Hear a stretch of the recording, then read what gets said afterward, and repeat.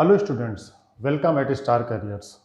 Today we are going to discuss the topic substitute goods and complementary goods, normal goods and inferior goods.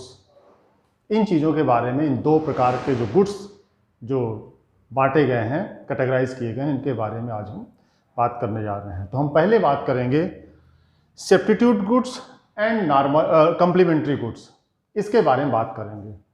तो पहले आता है substitute goods, the goods which can be used in place of one another, the goods which can be used in place of one another for satisfaction of a particular want. एक particular want के लिए जब एक सामान के स्थान पे दूसरे सामान को, दूसरे गुड्स को, दूसरी कमोडिटीज़ को इस्तेमाल करते हैं तो उसे हम सब्स्टिट्यूट गुड्स कहते हैं। इसके बारे में एक जो हमेशा लिए जाने वाला जो एग्जाम्पल है, उदाहरण है, वो है टी एंड कॉफ़ी। चाय के स्थान पे आप कॉफ़ी ले लेते हैं और कॉफ़ी के स्थान पे आप चाय ले लेते हैं, क्योंकि दोनों से एक ही प्रकार की आपकी आवश्यकताएं जो हैं, आपकी जो वांट है वो फुलफिल होती है। और दूसरा आता है कम्प्लीमेंट्री गुड्स, जो कि साथ में लेना पड़ता है मेन सामान के साथ, जैसे कि the goods which are used together to satisfy a particular want. एक पर्टिकुलर वांट को सेटिस्फाई करने के लिए दो सामानों को, दो गुड्स को, दो कमोडिटीज को एक साथ हम इस्तेमाल करते हैं। इसका भी हमेशा लिए जाने एग्जाम्पल जो है वो है कार और पेट्रोल, कार एंड पेट्रोल। इस प्रकार से ये है।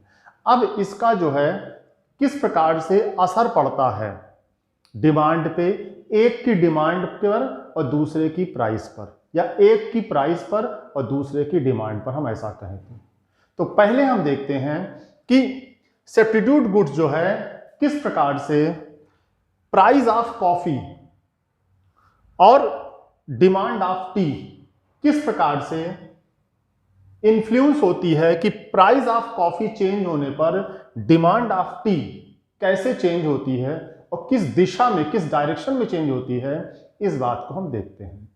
तो यहां दिखा रहे हैं OY पर प्राइस ऑफ कॉफी है और OX पर डिमांड ऑफ टी है। हम देख रहे हैं डी रेखा जो बनी हुई है, ये डिमांड लाइन है, डिमांड कर्व है। P जो है वो प्राइस हुआ कॉफी का, तो Q डिमांड हुई, डिमांड ऑफ टी हुई। इस पोजीशन पर ये है, ये पहले की पोजीशन है जो अभी है। चेंज होती है, प्राइस जो है कॉफी का बढ़ जाता है, प्राइस कॉफी का रेट जो है वो बढ़ गया है, तो क्या होगा, डिमांड ऑफ टी बढ़ जाती है। मतलब कि सब्स्टिट्यूट गुड्स में ये हुआ कि सब्स्टिट्यूट आइटम का जब रेट बढ़ता है तो मेन कमोडिटी है, मेन गुड्स है, उसकी डिमांड बढ़ती है। ऐसा किस लिए होता है? ऐसा इसलिए होता है क्योंकि कॉफी और चाय एक दूसरे के सब्स्टिट्यूट हैं, एक दूसरे को एक पर्टिकुलर वांट को सेटिस्फाई करने के लिए हम यूज करते हैं, कंज्यूम करते हैं। तो कॉफी महंगी हो गई तो कॉफी के जो कंज्यूमर हैं या कस्टमर हैं वो टर्न करके आ जाते हैं, चाय पे आते हैं। तो कॉफी का रेट ऊपर गया तो उसके कस्टमर टर्न करके चाय के रेट पे आ गए। इसीलिए कॉफी का रेट ऊपर जाने पर चाय का डिमांड ऊपर जाता है, चाय का जो मांग है वो ऊपर जाती है। तो इस प्रकार से इसमें सीधा संबंध होता है, सीधा रिलेशन होता है। Demand of tea rises from OQ to OQ1 because of price of coffee goes on from P to P1। इस प्रकार से ये है। अब हम आते हैं कंप्लीमेंट्री गुड्स में। हमने एग्जाम्पल जो लिया है कार और पेट्रोल का, यूनिवर्सल है, हमेशा लेते हैं, नॉर्मली इसी बात करते हैं, हम भी बात कर रहे हैं। तो OY पर हमने प्राइस ऑफ पेट्रोल दिखाया है और OX पर हमने डिमांड ऑफ कार दिखाई है। ठीक, अब हम देखते हैं कि P, price of petrol P होने पर डिमांड ऑफ जो कार है वो Q है, डिमांड ऑफ कार जो है वो Q है, और ये D जो रेखा, ये D कर्व है, डिमांड लाइन है।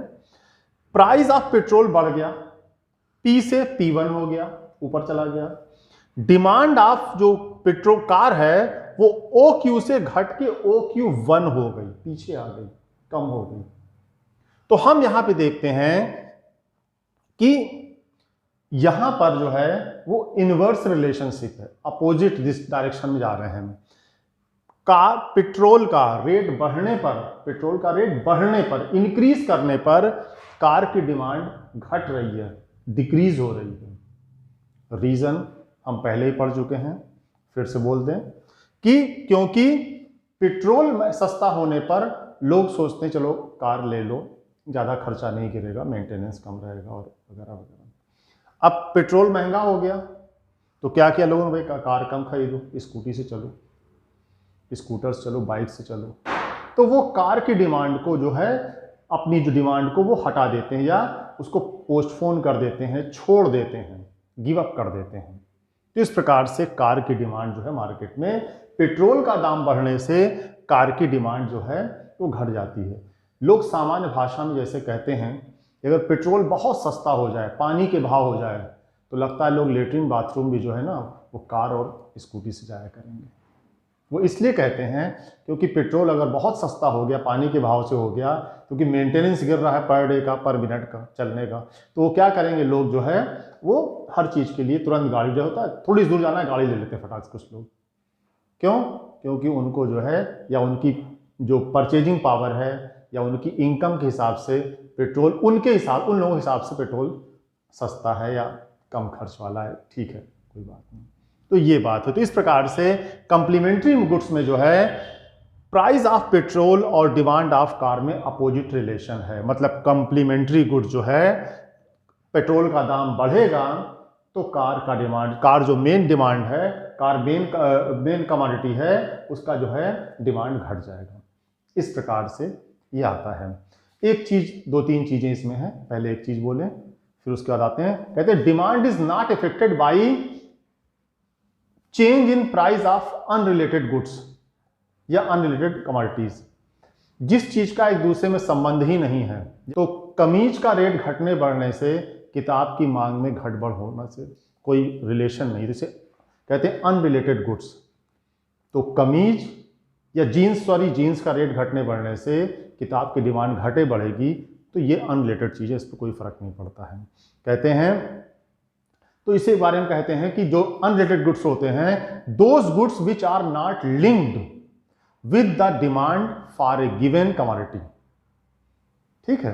अब एक बात आती है, इसके साथ आती है क्रॉस डिमांड क्या होती है। कहते हैं cross demand refers to the relationship between the demand of a given commodity and the price of related commodities, other things remaining the same. Cross demand substitute goods भी होता है, कंप्लीमेंट्री गुड्स हो सकता है कह के। तो कह रहा है क्रॉस डिमांड का जो रिलेशनशिप है between the demand of a given commodity के डिमांड में and the price of related commodity, जो उससे जुड़ी हुई दूसरी चीजें हैं, चाहे वो यहां पर एग्जांपल के तौर पे कॉफी हो सकती है और पेट्रोल हो सकता है, उनमें जो है क्रॉस, उसे इस प्रकार की डिमांड को क्रॉस डिमांड के रूप में हम रखते हैं। इसमें एक फार्मूला दिया गया है, हम यहां पे लिख के बता सकते हैं आपको, dx इक्वल टू f और बीच में यहां पे आ जाएगा आपका py।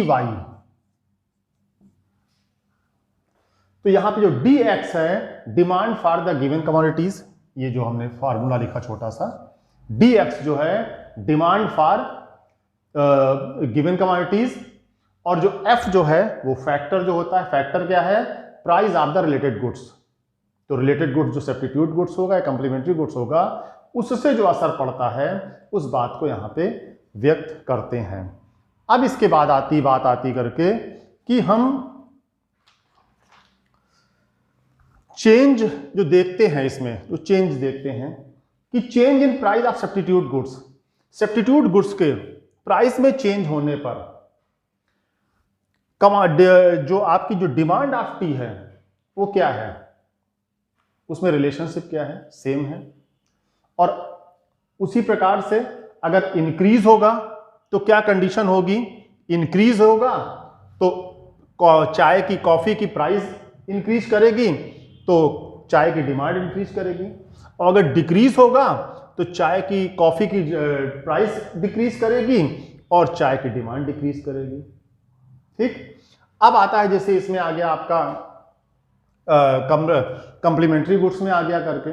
इसमें क्या है, इसमें भी वही चीज है कि अगर जो है अपोजिट होता है रिलेशन, अगर जो है पेट्रोल का दाम बढ़ेगा तो कार की डिमांड घटेगी, और अगर जो है पेट्रोल का दाम घटेगा, डिक्रीज करेगा, तो कार की डिमांड इंक्रीज करेगी। तो इसमें इनवर्स रिलेशनशिप है और इसमें जो है सीधा संबंध है, सेम डायरेक्शन में जो है सब्स्टिट्यूट गुड्स और मेन गुड्स के जो प्राइस ऑफ सब्स्टिट्यूट गुड्स और डिमांड ऑफ मेन गुड्स जो है उस सेम डायरेक्शन में जो रन करते हैं, इसमें अपोजिट डायरेक्शन। अब हम बात करते हैं नॉर्मल गुड्स और इंफीरियर गुड्स के बारे में। अभी हमने इसके पहले बात किया सब्स्टिट्यूट गुड्स और कंप्लीमेंट्री गुड्स के बारे में। अब नंबर है नॉर्मल गुड्स और इंफीरियर गुड्स के बारे में।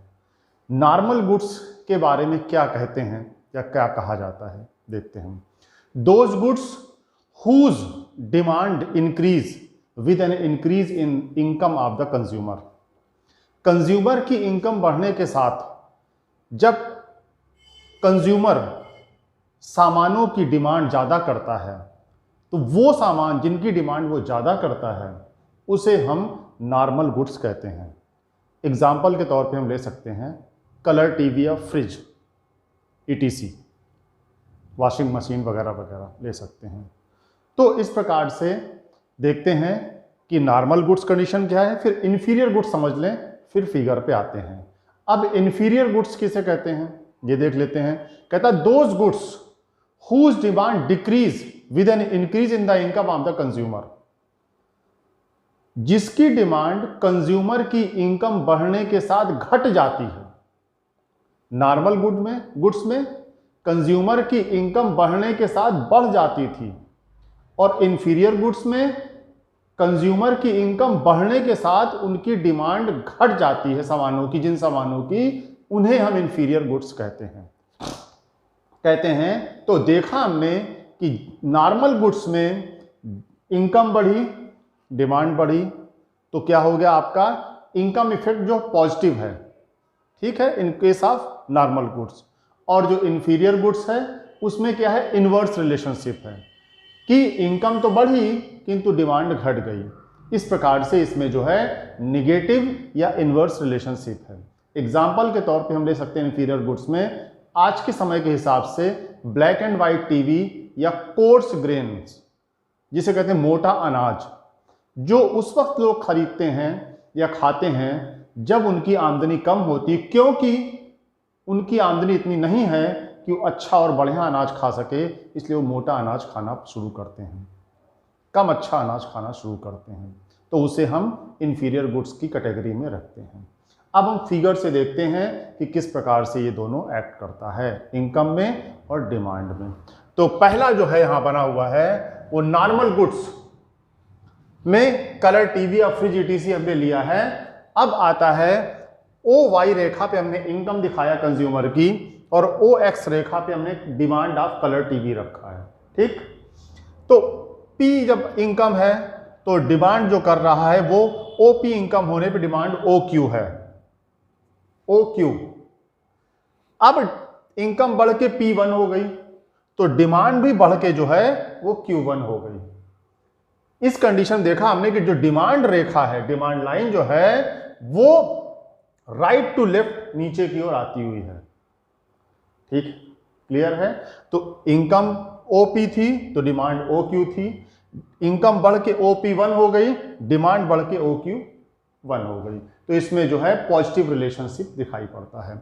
अब हम आते हैं इंफीरियर गुड्स की तरफ आते हैं, देखते हैं इसमें किस प्रकार से काम करता है। कहते हैं हमने black and white TV codes, यहाँ पे हमने एग्जांपल में demand of black and white TV को रखा है। यहाँ पे ये फिगर बना है OY रेखा पर इनकम और OX रेखा पर demand of black and white TV हमने दिखाया है। तो देखते हैं कि OP इनकम होने पर डिमांड जो है वो OQ है। ठीक, अब इनकम बढ़ के OP1 हो गई, बढ़ के OP1 हो गई है, किंतु डिमांड घट के OQ1 हो गई, घट के पीछे चली है डिमांड की रेखा। यहां पर जो है डिमांड रेखा जो है वो लेफ्ट टू राइट नीचे गिरते हुए होती है, और इस कंडीशन में जब पॉजिटिव रिलेशनशिप होता है तो डिमांड रेखा राइट टू लेफ्ट आती हुई दिखाई पड़ती है। तो इस प्रकार से हम जो है ग्राफ पर नॉर्मल गुड्स और इंफीरियर गुड्स को इस प्रकार से हम प्रेजेंट करते हैं, दिखाते हैं, और किस प्रकार से इनकम में और डिमांडेड क्वांटिटी में ऑफ नॉर्मल गुड्स और ऑफ इंफीरियर गुड्स में क्या रिलेशन होता है, इसको हम बताते हैं। तो ये हमने आपको बताया, पहले बताया सब्स्टिट्यूट गुड्स और कॉम्प्लीमेंट्री गुड्स, उसके बाद बताया हमने नॉर्मल गुड्स और इंफीरियर गुड्स। अब कुछ काइंड्स ऑफ डिमांड के बारे में देख लेते हैं कि काइंड्स ऑफ डिमांड, कितने प्रकार की डिमांड हो सकती है। तो नंबर 1 जो आती होती प्राइस डिमांड, मतलब कि जैसा नाम है प्राइस डिमांड, मतलब कि रीजन जिसमें प्राइस हो डिमांड घटने बढ़ने का। प्राइस घटेगा डिमांड बढ़ेगी, प्राइस बढ़ेगा डिमांड घटेगी। तो इस प्रकार की डिमांड को जो है हम प्राइस डिमांड की कैटेगरी में प्रकार में रखते हैं। दूसरा आता है इनकम डिमांड, मतलब इनकम इफेक्ट जब है काम करता है डिमांड पर, तो इसमें पॉजिटिव रिलेशनशिप होता है, बताया हमने आपको। इनकम बढ़ेगी डिमांड बढ़ेगी, इनकम घटेगी डिमांड घटेगी। फिर आता है क्रॉस डिमांड। क्रॉस डिमांड में सब्स्टिट्यूट आइटम्स जैसे कॉफी और टी हो सकता है, और इसमें क्या है प्राइस ऑफ कॉफी, हमने एग्जांपल लिया था कि कॉफी का रेट बढ़ने के कारण चाय की डिमांड बढ़ जाती है, क्रॉस डिमांड। क्यों? क्योंकि कॉफी के कस्टमर जो हैं, कंज्यूमर जो है, महंगी होने के कारण उसको छोड़कर जो है वो चाय के कस्टमर या कंज्यूमर बन जाते हैं, तो चाय की डिमांड बढ़ जाती है। इसे हम कहते हैं क्रॉस डिमांड। अब आता है ज्वाइंट डिमांड। क्या कहते हैं? इसमें कंप्लीमेंट्री गुड्स आता है। क्रॉस डिमांड में सब्स्टिट्यूट गुड्स आता है और ज्वाइंट डिमांड में कंप्लीमेंट्री गुड्स आता है। कंप्लीमेंट्री गुड्स में जैसे शुगर, मिल्क और टी ले सकते हैं। चाय, चीनी और आपका चाय, चीनी और दूध तीनों एक साथ यूज होते हैं। और उदाहरण ले सकते हैं कार, पेट्रोल ले सकते हैं, इसके दूसरा एग्जांपल ले सकते हैं हम।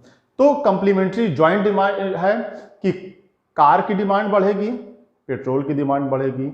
चाय की डिमांड बढ़ेगी तो कॉफी और चीनी और आपके जो है दूध की डिमांड बढ़ेगी। तो ज्वाइंट डिमांड है। तो मेन कमोडिटी का जो है डिमांड बढ़ने के साथ जो इनकी डिमांड भी उसी रफ्तार से बढ़ती है। अब आता है कंपोजिट डिमांड। ये क्या होता है? When a commodity can be put to several uses, कई यूजेस में, कई प्रकार में, कई जगह पे इस्तेमाल होता है। Its demand is known as composite demand. जैसे कि एग्जांपल में इलेक्ट्रिसिटी आता है, बिजली की डिमांड है। हम बिजली को, इलेक्ट्रिसिटी को बहुत से कामों में इस्तेमाल करते हैं। उससे फ्रिज चलाते हैं, टीवी चलाते हैं, फैन चलाते हैं, एसी चलाते हैं, और भी मिक्सी चलाते हैं। बहुत से जो आइटम हैं, मशीनरी, इलेक्ट्रॉनिक्स आइटम हैं, हम इस्तेमाल करते हैं। तो ये कहलाएगी कंपोजिट डिमांड। मतलब कि जब इनकी डिमांड बढ़ेगी, इन सामानों की, ज़्यादा फ्रिज बिकेगा, ज़्यादा टीवी बिकेगा, ज़्यादा एसी बिकेगा, तो बिजली की डिमांड बढ़ेगी। कम बिकेगा, कम बढ़ेगी, क्योंकि चलाएगा ही नहीं तो बढ़ेगी कैसे? सीधी सी बात है। अब आता है इसके बाद आता है द डिराइव्ड डिमांड। ये क्या होता है? Demand for A commodity which depend on the demand for other goods.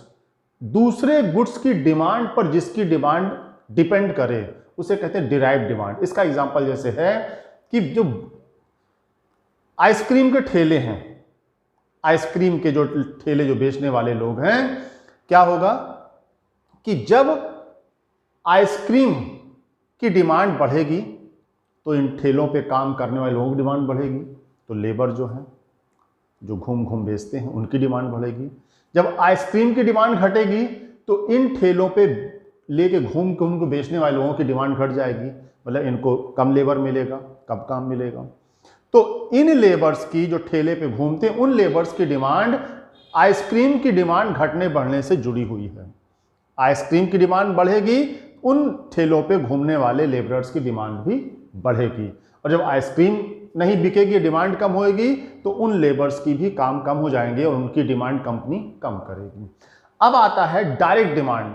Direct demand मतलब कि जिसको किसी पे डिपेंड नहीं करता है। कहता है when a commodity satisfies the wants directly, demand is turned as direct demand. ऐसी डिमांड को हम डायरेक्ट डिमांड करते हैं। जैसे कि सपोज मान लेते हैं हम लोग डिमांड फॉर क्लॉथ, बुक्स वगैरह वगैरह, जिसका किसी संबंध नहीं है, हम उसको जो है खुद लेंगे और करें। फूड जो है इस प्रकार से है, तो इन चीज़ों की डिमांड डायरेक्ट डिमांड है, ये किसी के कारण या किसी की वजह से पैदा नहीं होती है। ठीक है, अब आता है अल्टरनेटिव डिमांड। अल्टरनेटिव डिमांड के बारे में जैसा कि हम समझ चुके हैं पहले भी, अल्टरनेटिव गुड्स के मैटर में कॉफ़ी की डिमांड, चाय की डिमांड, कहते हैं when demand can be satisfied by different alternative. जब कोई हमें डिमांड है किसी चीज़ के, खाने की भूख लगी हुई है, तो हम भूख में जो है अपनी भूख को सेटिस्फाई करने के लिए, ख़त्म करने के लिए हम रोटी भी खा सकते हैं, हम चावल भी खा सकते हैं, पिज़्ज़ा भी खा सकते हैं, हम ब्रेड मक्खन भी खा सकते हैं। तो जो अल्टरनेटिव जो है इसका जो ये है कि अगर भूख लगती है तो इतने अल्टरनेटिव्स को हम डिमांड करते हैं, तो इसे कहते हैं अल्टरनेटिव डिमांड। ठीक है, अब आता है कॉम्पिटिटिव डिमांड। ये क्या होता है? ये होता है when two demands are close substitute, जब दोनों डिमांड क्लोज सब्स्टिट्यूट हो एक दूसरे की, चाय coffee, of each other and increase in demand of one of them will decrease the demand of other. मतलब एक की डिमांड बढ़ने से दूसरी डिमांड घटती है। कहते हैं will decrease the demand for other than the demand of any one of them is known as competitive demand. Example चाय कॉफी, लोग किसी लोकेलिटी में, किसी स्टेट में, किसी नेशन में लिमिटेड हैं, माना 100 लोग हैं फॉर एग्जांपल ले लेते हैं। अब उसमें से अगर 100 लोग में से 50 चाय पीते हैं, 50 कॉफ़ी पीते हैं, ठीक, कंडीशन चेंज होती है। चाय पीने वाले कम होते हैं तो कॉफ़ी पिएंगे, कॉफ़ी पीने वाले कम होते हैं तो चाय पिएंगे। इस प्रकार से चाय कॉफ़ी जो है एक दूसरे के कॉम्पिटिटिव कमोडिटी है और उनके कस्टमर जो हैं एक दूसरे फ्लोट करते हैं, एक दूसरे पे टर्न करते हैं, तो इसे कहते हैं कॉम्पिटिटिव डिमांड। इस प्रकार से काइंड्स ऑफ डिमांड में हमने देखा, प्राइस डिमांड देखा, इनकम डिमांड देखा, क्रॉस डिमांड देखा, जॉइंट डिमांड देखा, कंपोजिट डिमांड देखा, डिराइव्ड डिमांड देखा, डायरेक्ट डिमांड देखा, और हमने अल्टरनेटिव डिमांड देखा, और लास्ट में हमने देखा कॉम्पिटिटिव डिमांड देखा। इस प्रकार से ये टॉपिक और साथ में ये चैप्टर जो है ये दोनों खत्म हो रहा है इसके साथ।